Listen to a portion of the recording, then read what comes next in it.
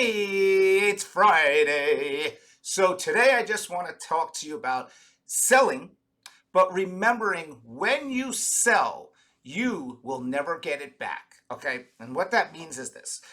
Imagine you were a kid and you saved all your baseball cards or your comics or this or that and you sold them.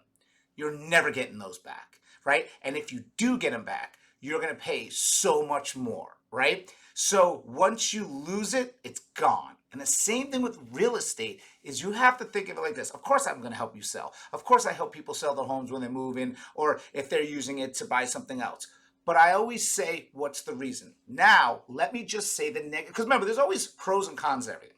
The negative of selling is you're never going to get that interest rate back. I mean, we don't know what's going to happen in years to come, but you're not going to get that interest rate back with the price that you bought the house for and the taxes you're paying on that house.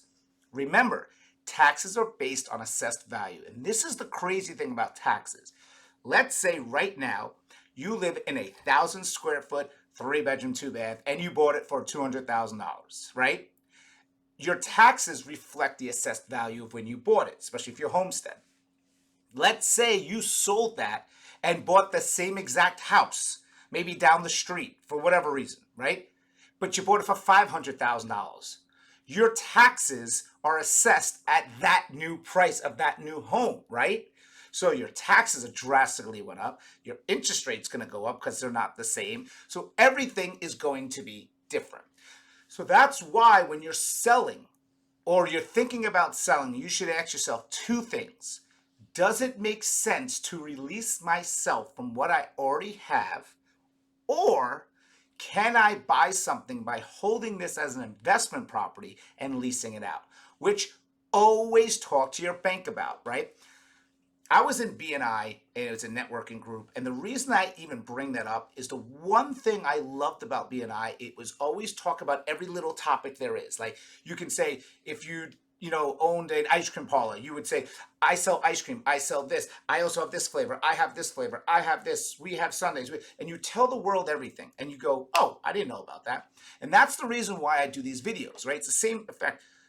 Did you ever think about talking to the bank first and saying, I want to hold my house and then put a lease on there? Oh, I didn't think about that. I always thought I had to sell, right? There's so many options that you can do. Maybe you keep it as an Airbnb. Maybe you have it for traveling nurses.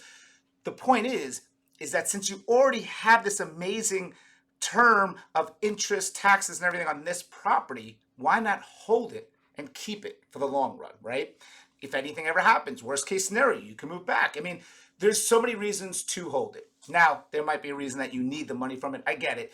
But these are the reasons I do the videos, to do the pros and cons, to show you different avenues to different scenarios when buying and selling. So I'm going to continue next week with more videos. I'm also going to put up more tips, pictures, little quotes, whatever the case may be. Anything you want to learn, please let me know. I love doing this. Happy Friday. A lot of events to come. Keep following us for all our education, food, fun, and events.